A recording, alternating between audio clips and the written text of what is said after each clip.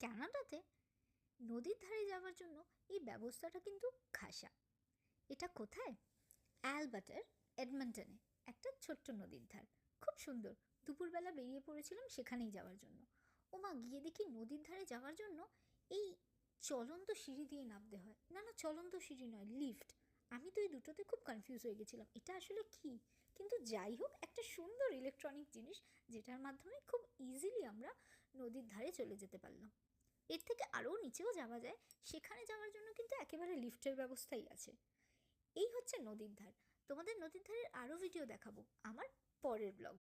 কানাডাতে নদীর ধারে যাওয়ার জন্য এই ব্যবস্থাটা কিন্তু খাসা। এটা কোথায়? অ্যালবার্টার এডমন্টনে একটা ছোট্ট নদীর ধার, খুব সুন্দর।